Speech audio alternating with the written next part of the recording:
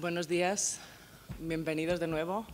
Damos lugar a la segunda Bonjour à mesa tous. redonda de Nous hoy allons passer à la deuxième sobre las table ronde migraciones en un aujourd'hui contexto sur global. les migrations Creo dans que un no hace contexte falta global. Je crois que entrar ce en n'est pas detalle sobre nécessaire lo de que significa rentrer este dans les contexto. détails sur ce Se ha contexte. comentado ya en la On a déjà inauguración dit lors de l'introduction tout à cómo l'heure la que globalización la económica está globalisation teniendo un économique impacto muy a un importante impact en el très mundo del très trabajo, sobre fort dans todo le en lo monde du travail, referente a las surtout par rapport consecuencias aux de la conséquences internacionalización de de las cadenas l'internationalisation de des valor, chaînes de de valeur, distribución y de producción distribution et de a lo largo del mundo. production dans le monde Y entier. hoy nos Et estamos aujourd'hui, centrando nous allons nous en ver cómo se recentrer está viendo sur esto reflejado en lo que son los comment, movimientos sur les de mouvements personas en el de Mediterráneo, en el personnes dans norte la de África, Méditerranée qui y la viennent d'Afrique du interconexión que Nord et existe, l'interconnexion qui existe por tanto, entre lo que está pasando en distintas entre regiones y ce qui se países de passe África, entre Oriente Medio différentes y zones du Europa. Moyen-Orient et de Como l'Europe. ejemplo, en los últimos Comme meses exemple, ces derniers mois, nous hemos avons pu observado observer como resultado de esta interconexión comme résultat de se cette ha observado un aumento interconnexion, une de las augmentation llegadas de donc, des migrantes y arrivées refugiados a España a través d'immigrés et del de réfugiés estrecho, à travers le détroit. resultado de los cambios producidos también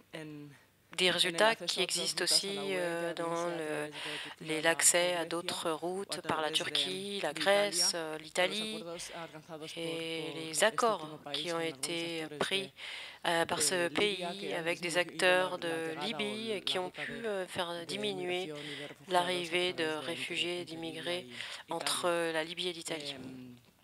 Estos movimientos Ces migratorios mouvements y de refugiados en la migratoires et de región réfugiés dans la toman région cuestiones que hemos venido montrent analizando desde Casa Árabe, que desde los inicios depuis le début, de su donc à Casa actividad. Arabe, depuis Como nos comentaba el débuts, director general, le directeur général en en parlait particular, et nous además de otras avons actividades que hemos venido realizando en esta organisé dirección, différentes sobre todo en los últimos años, activités, con la surtout crisis ces de dernières années avec refugiados la crise des y sobre todo réfugiés en su dimensión más et regional. dans la dimension plus En régionale. 2009 En organizamos 2009, nous avons también con la organisé avec Fundación la Friedrich Fondation Ebert Friedrich Ebert un seminario un sobre migraciones séminaire sur les subsaharianas migrations en el norte de África subsahariennes que en dio Afrique du lugar a Nord una qui publicación donnait lieu à une sobre la publication cuestión. sur cette Y me ha question. alegrado conocer Et j'ai que ese été ravie seminario de que voir que celebramos ce entonces séminaire que nous avons fue el organisé inicio, los a été le comienzos de lo que départ luego ha dado de lugar ce a qui la a red donné de lieu au migraciones réseau de migration mediterráneas y et subsaharianas méditerranéenne et subsaharienne que hoy, qui organiza, aujourd'hui este qui encuentro y que ha dado co-organise lugar a todo un cette trabajo posterior rencontre. que estamos Et viendo donc, il y a ahora un en los travail qui a été resultados. fait après ce Como premier comentaba, la séminaire. mesa redonda Donc, de la hoy va a première analizar el table contexto ronde, global et y las maintenant, nous allons interconexiones que se están parler des produciendo entre distintas interconnexions, du regiones contexte en lo que global, se refiere a estos flujos en ce qui migratorios. concerne Para ces ello flux contamos migratoires.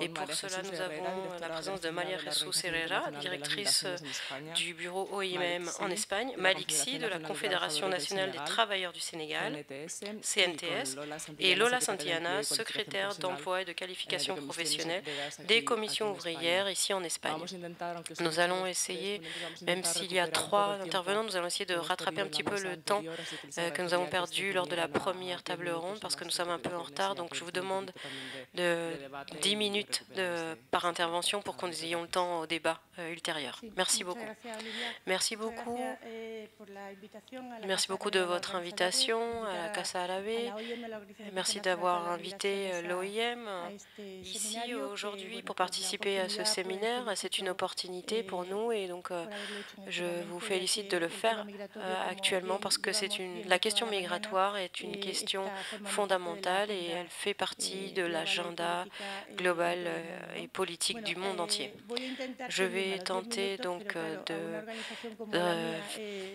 me invitarla a tenir à esto es ces 10 minutes, peligroso, ¿no? Sobre mais todo pour moi hablando c'est de assez migración en un difficile, contexto surtout global pour que no parler es des nuestro. migrations dans un Quiero decir, contexte global.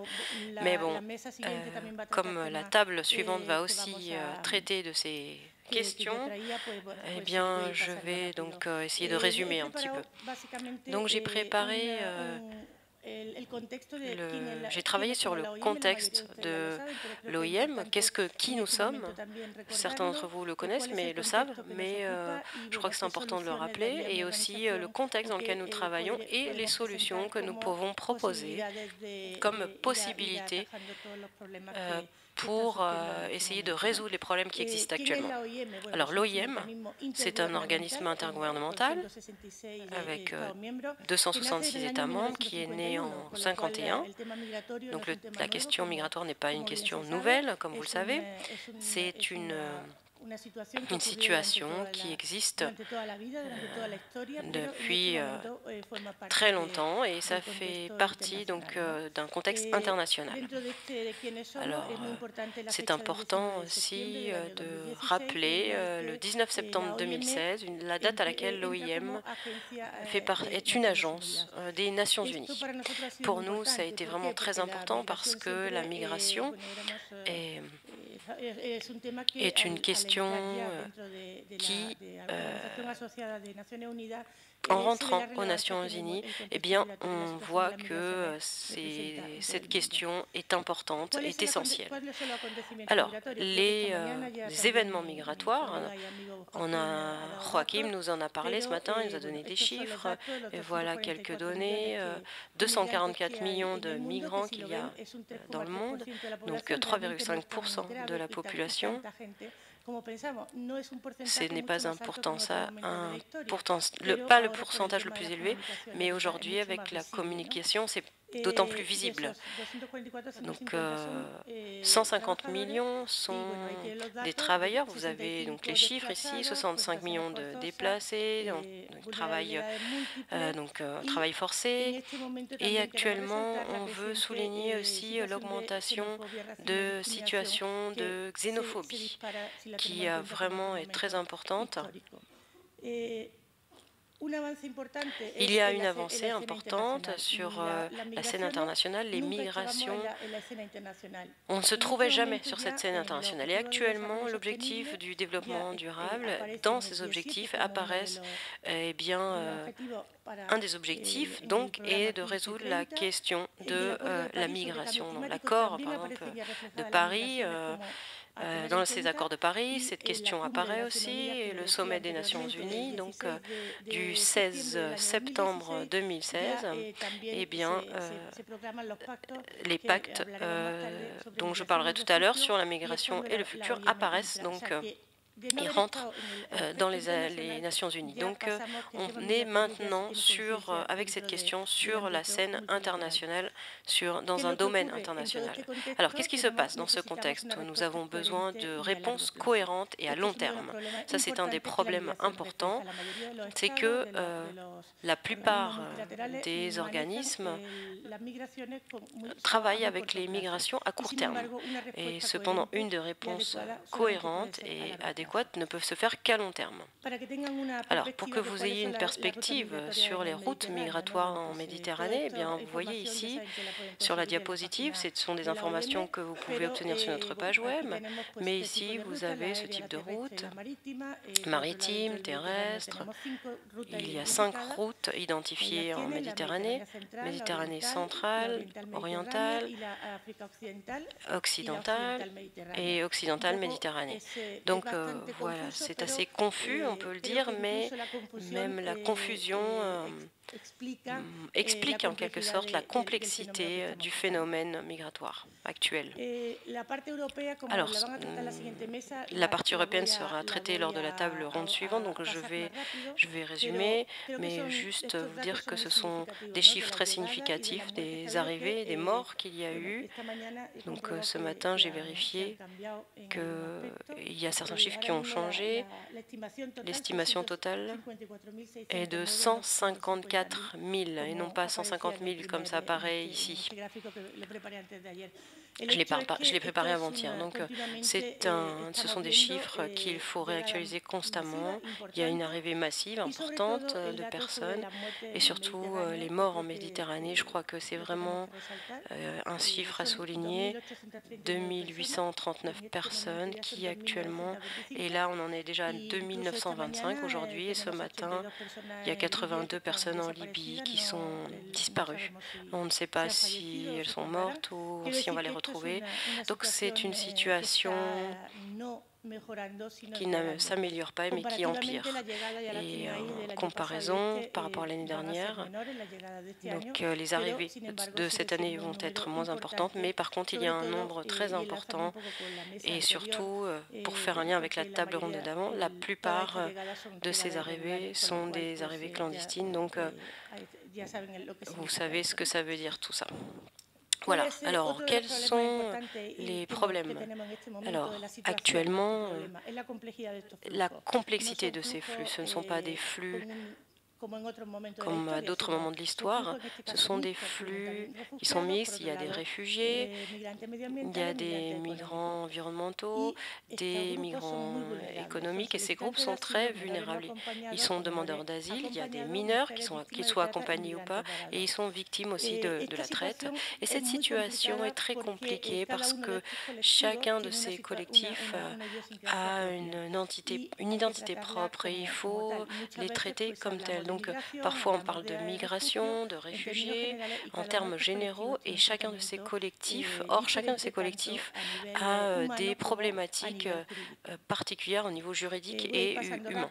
Alors je vais passer très vite, les demandeurs d'asile, vous avez donc les nationalités, donc la Syrie, Afghanistan, Irak surtout, et en 2016 et en 2017 c'est à peu près la même chose. Donc peut-être le Nigeria qui va passer en 3e position en 2017 et c'était en deuxième position en 2016. Voilà, les mineurs maintenant, c'est quelque chose qui est effrayant. Il y a beaucoup d'enfants qui sont réfugiés. Donc on parle vraiment de mineurs accompagnés et non accompagnés, mais c'est vraiment les victimes des déplacements forcés et ce sont en majorité les mineurs. D'autres collectifs, donc les victimes de la traite, qui dans l'OIM, donc nous travaillons intensément pour la reconnaissance et le renforcement institutionnel de ces victimes avec les gouvernements et la société civile. Il y a beaucoup de travail à faire encore dans ce sens. Donc pour la protection de ce collectif. Il y a aussi les migrants. Il y a d'autres collectifs aussi, des personnes qui ne peuvent ni partir ni revenir dans leur pays.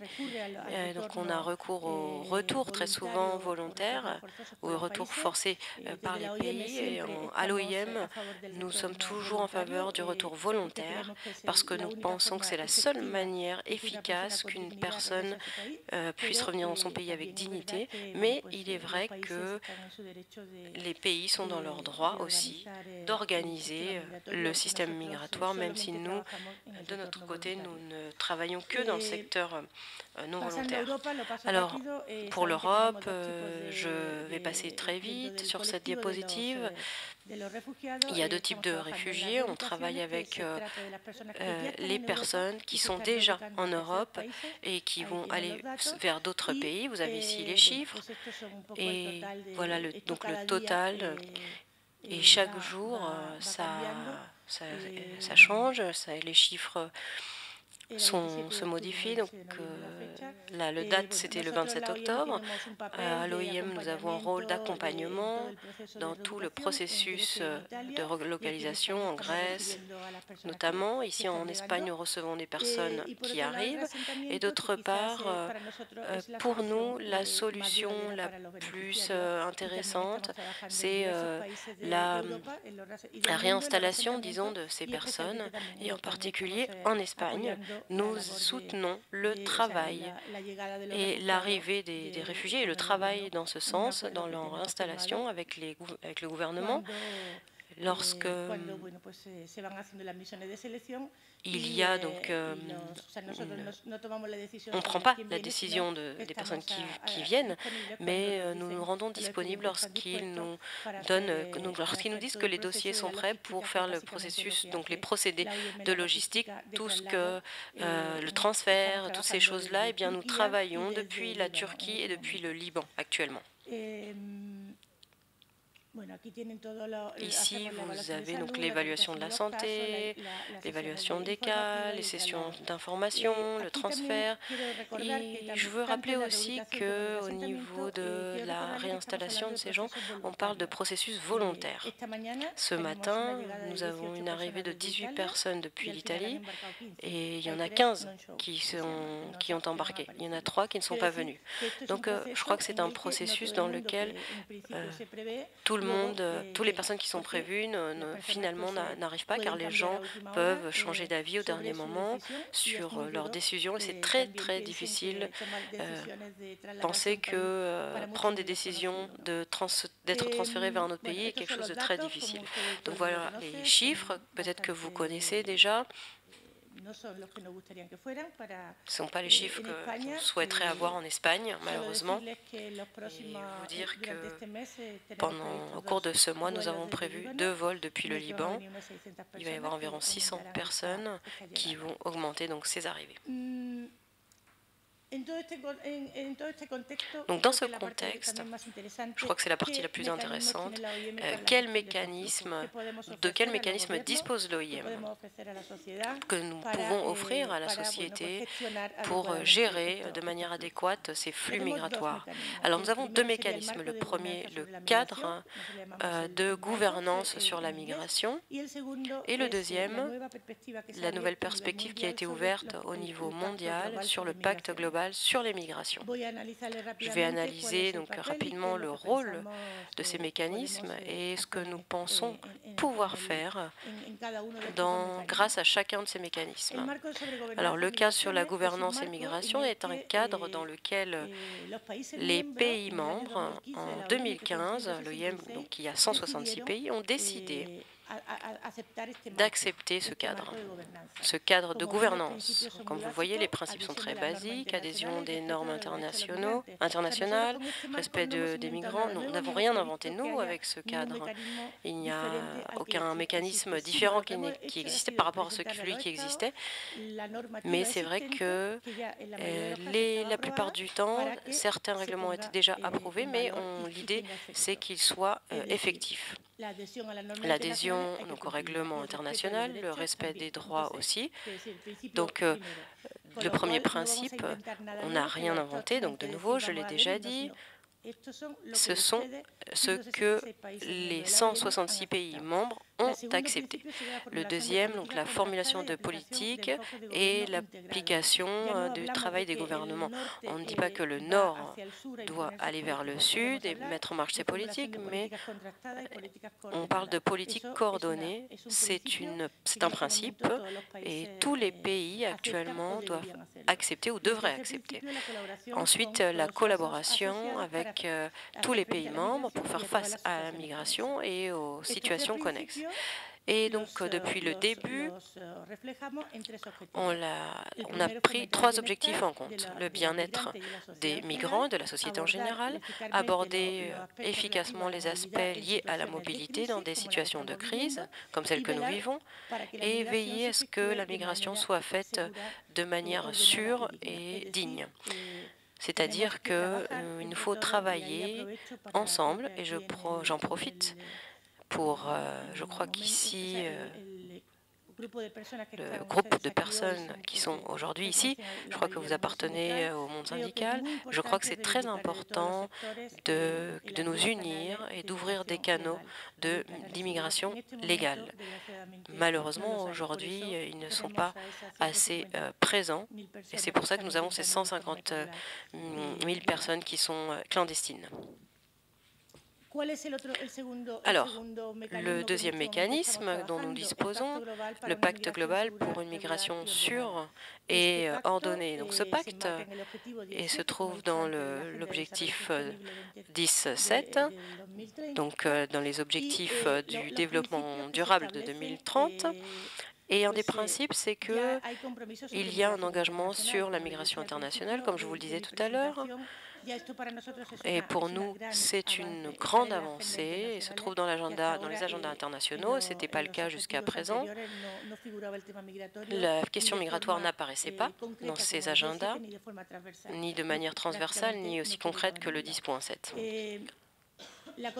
La contribution à la gouvernance mondiale et le renforcement de la coordination apparaissent donc dans cet objectif 17. Et d'autre part, il faut aborder l'aspect de la migration internationale et le caractère humanitaire et les droits de l'homme. il faut organiser l'agenda pour que tous les agendas internationaux aient une vision transversale de cette question et des dialogues au niveau multilatéral. Alors, les propositions de l'OIM actuellement dans ce cadre du pacte global, et je termine avec ça, donc dans ce cadre du pacte global, eh bien, nous voulons protéger les droits des migrants, les migrants vulnérables et les migrants victimes d'exploitation. Ça serait vraiment faciliter aussi la migration régulière à travers, en leur donnant des outils juridiques pour les travailleurs, les étudiants, réduire les incidences liées à la migration, c'est-à-dire l'exploitation et la traite des personnes, le trafic illégal de migrants, et faciliter le retour et la réintégration de manière volontaire et aider à l'insertion des migrants. Il faut aussi visibiliser l'apport de la migration dans les pays d'accueil. Une donnée très significative, c'est qu'il n'y a aucun exemple historique qui montre que l'immigration a porté préjudice aux pays d'accueil. En général, l'immigration est positive pour ces pays. Il n'y a aucune donnée qui montre le contraire. Donc, je crois que voilà, il faut montrer cette contribution au développement socio-économique des pays, garantir l'intégration de ces personnes, leur intégration sociale et lutter contre la xénophobie. Il y a quelques années, on ne pensait pas que ça pouvait arriver, mais actuellement, vous le savez peut-être, dans la plupart des pays développés, il y a une présence politique de partis xénophobes. Et ensuite, il est très important de commencer à travailler sur les catastrophes naturelles et le changement climatique et les incidences que ça a sur ces flux migratoires. Et de notre point de vue, la bonne gouvernance et la coopération doivent être impulsées au niveau local, régional et international entre toutes les institutions publiques. Et voilà. Donc, je termine avec ça en vous disant que pour l'OIM,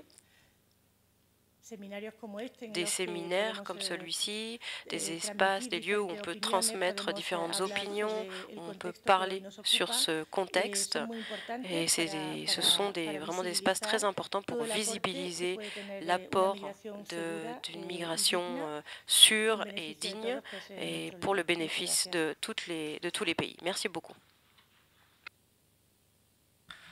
Muchas gracias, María Jesús. Muchas gracias por darnos ese marco dando las cifras actualizadas sobre la migración, también aclarar los conceptos de refugiados y migrantes, ¿no? Y cómo responden a realidades humanas y jurídicas muy distintas, y luego, bueno, todo el tema de los distintos grupos vulnerables, el contexto también de la Unión Europea y, bueno, todo el marco de gestión de flujos y propuestas de la OIM. Me quedo también con ese mensaje de que no existe ningún caso en que la migración ha supuesto un perjuicio para los países de acogida, todo al contrario, creo que es algo que deberíamos trabajar mucho más en destacarlo. Nous allons travailler plus sur cet aspect et plus sur la xénophobie et le racisme qui est en relation avec ceci. Donc, oui.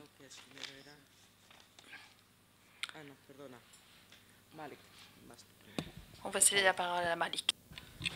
Merci, camarade modératrice. Dans un premier temps, vous me permettrez de vous transmettre les salutations du camarade secrétaire général de la CNTS, Mody Guiro, qui est en même temps président de la Confédération syndicale internationale département Afrique. Et nos remerciements à la Casa Arabe, à la FAISE, UGT, CCO et tous les organisateurs, remerciements pour nous avoir permis de prendre part à cet important moment d'échange et de rencontre, d'échange, de partage pour déboucher sur l'action.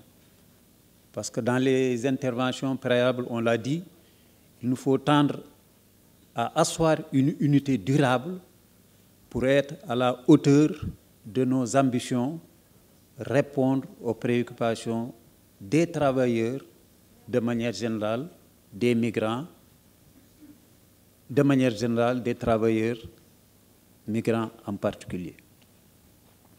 Vous comprendrez aussi, après avoir lu le programme, que le thème qui nous a été proposé, les migrations dans un contexte global, est un thème qui touche la thématique numéro 1 et la thématique à venir. Donc, sous cet éclairage, j'avais préparé une présentation en 3 points. 1.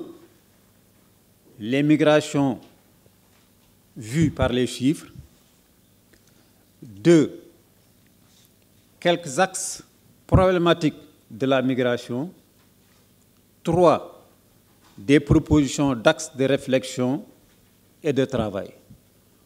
Au regard de l'intervention des uns et des autres dans le panel 1, tout à l'heure par la représentante de l'OIM, je ferai table rase de certains points, notamment le point 1.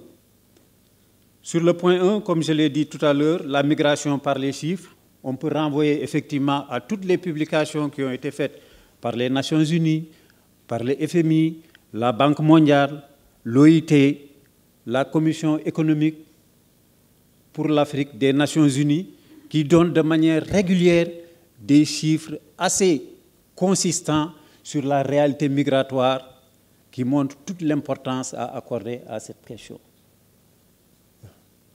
Chiffres physiques, le nombre a été dégagé tout à l'heure. L'importance des transferts, on parle de plus de 600 milliards de dollars par an. Je pense que c'est autant, en tout cas, de chiffres qui montrent que c'est une question à prendre en considération. Mais on ne peut pas ne pas aussi évoquer une réalité dans ces chiffres. C'est la féminisation de la question migratoire. On se rend compte aussi que c'est pour l'essentiel des jeunes. Pour les causes, on y reviendra tout à l'heure. Et je pense que aussi il nous faut battre en brèche une idée préconçue où pour l'essentiel, c'est les migrants du Sud qui viennent vers le Nord. Or, les chiffres montrent que pour l'essentiel, en Afrique en particulier, il y a plus de migration intra-africaine qu'une migration qui va de l'Afrique vers le Nord. Première considération. Deuxième considération, la population jeune qui devient de plus en plus importante en Afrique, alors qu'au Nord, on se rend compte, ce n'est pas des préjugés, c'est des études, que la population, je m'excuse du terme, est en train de vieillir. Or, dans un contexte où des opportunités d'emploi existent, à partir de ce moment, ces jeunes du Sud seront naturellement attirés vers le Nord. Ça, c'est une loi normale. Mais, dans quelles conditions? On y reviendra tout à l'heure. Sur les problématiques, parce que je pense que c'est ça l'objet pour l'essentiel de la présentation. Il nous faut poser des problématiques et proposer des solutions. Pour nous, nous disons que depuis 2015, le contexte global est marqué par ce que le langage usuel a appelé, quotation, la crise migratoire en Europe. Il convient de préciser que cette crise migratoire intervient dans le contexte encore marqué de la crise économique mondiale dans un système dominé, comme on l'a dit, par le néolibéralisme, avec tous les effets négatifs que cela a sur les populations, sur les travailleurs en particulier. Les enjeux posés par cette question migratoire n'ont d'ailleurs pas manqué d'être relevés par le Forum économique mondial de Davos de janvier 2016. Un des rapports de ce sommet a considéré cette crise migratoire comme le risque majeur de 2016 et malheureusement, cela se poursuit en 2017.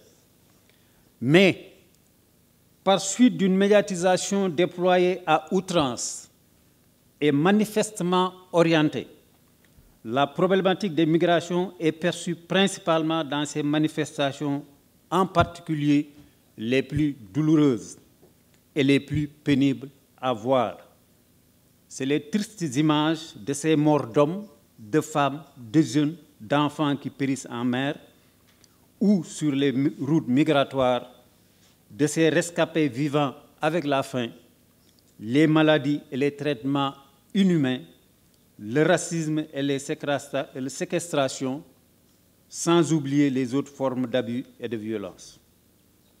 Toutefois, ces images, par-delà la visualisation de la souffrance, doivent être perçues pour ce qu'elles reflètent quant au fond, c'est-à-dire la barbarie d'un monde où la question migratoire est à apprécier sous l'angle des politiques qui amènent les guerres, les différents conflits internes et externes, les corruptions, les problèmes environnementaux, les problèmes de terre, la mauvaise gouvernance, l'absence de démocratie, la répartition très inégale des richesses, le chômage.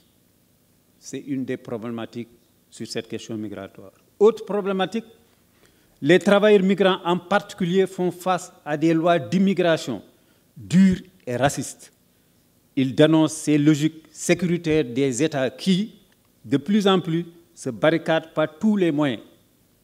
Les politiques d'externalisation des frontières initiées par des États européens, les hotspots, les accords de retour forcés sont développés avec malheureusement la complicité de gouvernements du Sud, dont certains gouvernements africains. Donc, pour nous syndicalistes, le constat, c'est que les migrants voient constamment leurs droits ignorés et violés. Ils appartiennent à l'un des secteurs les plus vulnérables, ces migrants, exposés à diverses formes de discrimination, on l'a dit, basées sur la race, le genre. Ils subissent des abus, des violences, et c'est des proies faciles de recruteurs de toutes sortes, de cartels de drogue, de réseaux de prostitution, des trafiquants d'êtres humains, etc. Se pose aussi la problématique des transferts de migrants, de fonds des migrants, considérer ces fonds par certains comme facteurs essentiels de développement et pour d'autres comme un mythe pour le développement. Les amalgames entre migration et terrorisme, les rapports entre migration, paix, justice et développement interpellent la communauté internationale, pensons-nous. Les associations de migrants, les organisations de droits humains, les États, les syndicats, la société civile de façon générale. Donc, constat, pour nous, nous pensons que les migrations posent centralement la question du développement, articulée à une réflexion critique sur notre société, dans ses aspects politiques, économiques, juridiques, sociaux, culturels et environnementaux. Cette question est donc transversale et complexe. C'est pourquoi, de plus en plus, la communauté internationale reconnaît que la question migratoire remet en cause les fondements du monde tel qu'il est structuré présentement. Et pourtant, contraste, les instruments juridiques internationaux existent. On peut ne pas les citer. On a vu depuis des années de nombreuses rencontres à un niveau mondial poser cette question migratoire, élaborer des politiques, entre guillemets, des stratégies ou prendre en tout cas les dispositions pour que cette question migratoire soit prise dans sa juste dimension humaine. Je citerai effectivement la rencontre de septembre 2016 avec la déclaration de New York qui en est ici. Et pour nous, dans notre interprétation, c'est face à l'absence d'avancées significatives pour des migrations respectant les droits humains qu'il faut placer ce sommet de New York 2016.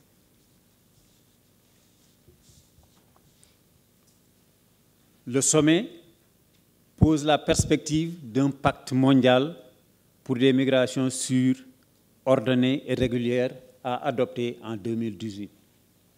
La représentante de l'OIM en a parlé tout à l'heure. Mais Que faire pour faire face aux défis de la migration? Qu'attendre des syndicats? La dernière partie, c'est les axes de réflexion et de travail. La question migratoire pose des questions donc de droits humains. Mais pour nous, nous disons qu'au cœur de la question migratoire se trouve de manière directe ou indirecte la recherche d'un travail décent. Ainsi, lorsqu'on pose la nécessité de relever ces défis, les organisations syndicales de travailleurs et de travailleuses qui luttent pour la défense des intérêts des travailleurs, pour la promotion du travail décent, pour la justice, l'égalité, les droits humains, et qui sont contre ces systèmes iniques à la base de ces drames vécus par les migrants, ces organisations de travailleurs et travailleuses sont donc interpellées au premier chef. À côté d'autres organisations, ça a été un appel fort senti depuis ce matin, appel à la solidarité et à l'unité. Donc, à côté d'autres organisations, d'hommes et de femmes qui luttent pour le progrès social, de manière soutenue, la réflexion et l'action sur la question migratoire doivent faire partie de notre domaine d'intervention. Il s'agit, dès lors, pour le mouvement syndical, 10 points de proposition. 1. D'abord, prendre conscience de nos responsabilités pour assumer celles politiques et morales. D'avoir une juste compréhension de la migration dans ses articulations politiques, économiques, sociaux, juridiques, environnementaux. 3. D'agir ensemble d'une manière efficace et coordonnée sur le plan national, régional et international. De développer une large base d'unité avec les organisations de migrants et de la société civile.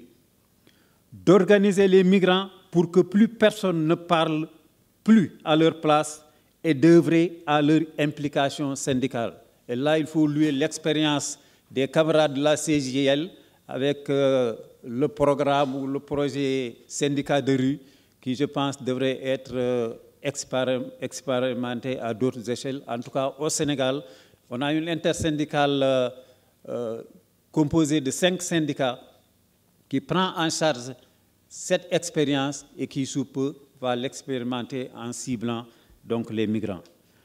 De lutter contre les violations permanentes des droits humains, de prévenir la dégradation des conditions de travail et de vie des migrants et de lutter contre toutes les formes de discrimination, de racisme et de xénophobie, de s'impliquer activement, pensons-nous, dans le processus de discussion pour le Global Compact sur la migration, pour que ça ne soit pas, encore une fois, des vœux pieux.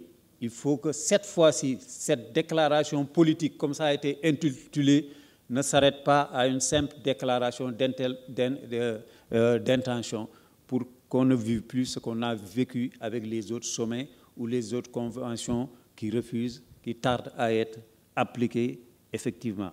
Et de travailler donc à la ratification et à l'application effective des instruments juridiques internationaux des Nations Unies et de l'OIT en faveur des migrants et de l'application de la résolution sur les migrations adoptée par la 106e session de la Conférence internationale du travail qui s'est tenue en juin 2017.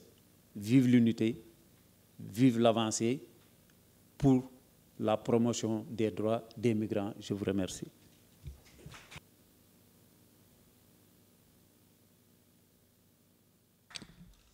Bueno, muchísimas gracias, Malik. Has abierto muchísimos frentes y Vous avez soulevé beaucoup de questions et fait des propositions en parlant des données. Donc, vous avez cité quelque chose qui a été dit par les transferts d'argent liés au flux migratoire et aussi le développement qui est d'impact pour les pays qui reçoivent cet argent. Donc, ces aspects, vous en avez cité sur tous ces aspects.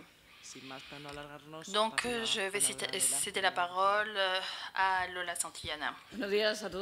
Bonjour à vous tous. Merci à la Fondation et à notre modératrice. Il était essentiel d'avoir ces journées. Il est vrai que le réseau travaille depuis 2009, depuis le mois de septembre.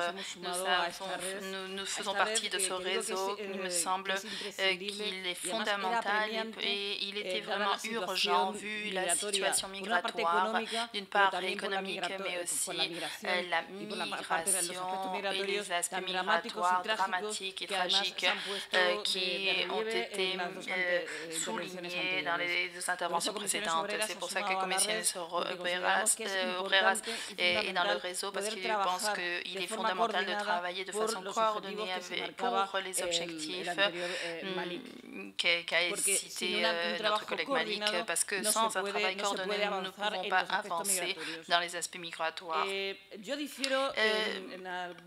y a certains points où j'ai peut-être un aperçu différent des aspects migratoires. Je pense que ceci ne fait pas partie de l'agenda social. Nous avons vu depuis un an et demi, tous les aspects dramatiques dans la Méditerranée, tout ce qui se passe avec les personnes réfugiées. Et donc, ceci semble que se passe un peu comme ça de côté. Quelquefois, nous avons certaines nouvelles dans le journal télévisé, mais ceci passe. Nous ne pouvons pas oublier que les réfugiés, surtout proviennent, comme vous le disiez, bien de la Libye, Syrie. On commence leur drame quand quelqu'un décide qu'il faut augmenter la guerre d'Afghanistan en 2001, quand il y a eu peut-être un début de destruction des États de Libye et Syrie en 2011, et quand il y a vraiment une augmentation de la guerre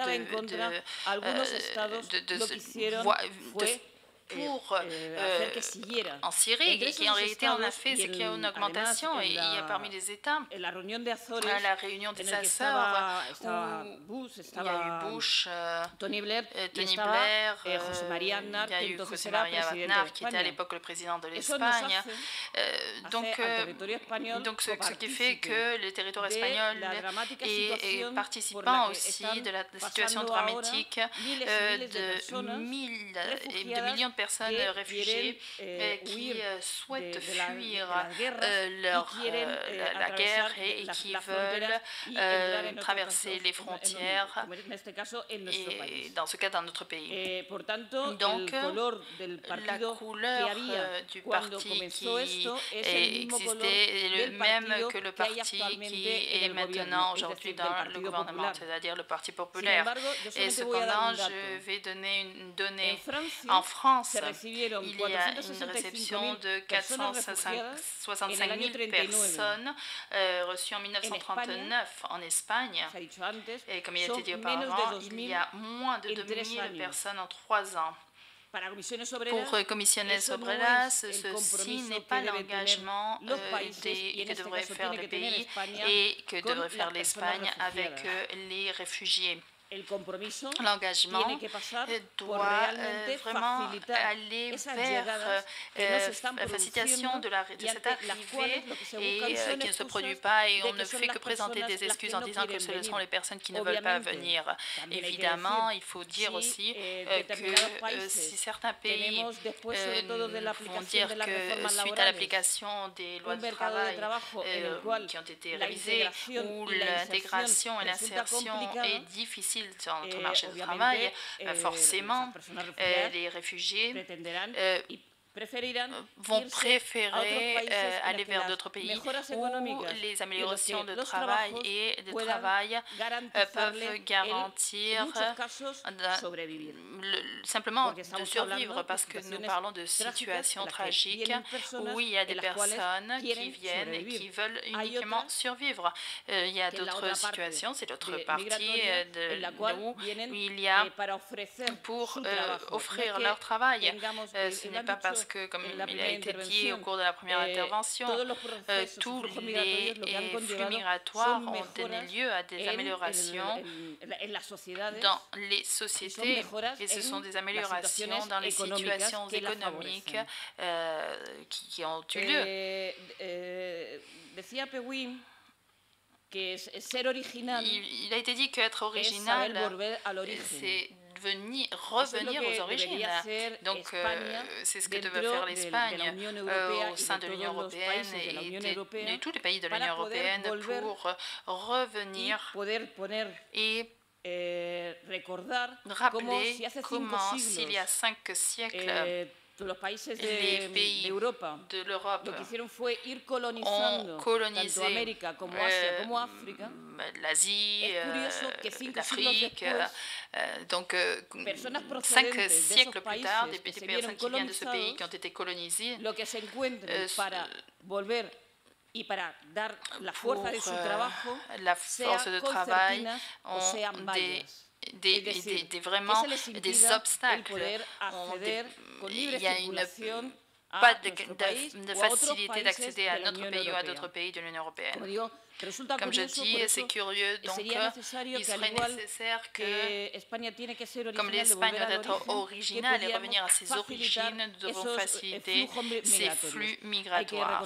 Il faut reconnaître que l'Espagne a un système et un organe à 3 parties où travaillent aussi le syndicat et le gouvernement pour gérer ces flux migratoires, mais ceci n'est pas suffisant au vu de la situation actuelle. Il m'a semblé, les interventions, comme on dit, il y a eu beaucoup d'appréciations qui semblent être très intéressantes pour savoir comment affronter ce mouvement de flux migratoires et quel est le travail, la tâche qui est entre les mains des syndicats. Mais pas uniquement les syndicats, mais aussi les gouvernements ont l'obligation de protéger les droits de toutes les personnes, mais des travailleurs migrants aussi. Et c'est pour ça qu'il me semble curieux que l'Espagne, qui a ratifié la convention de l'OIT, n'a cependant pas ratifié d'autres conventions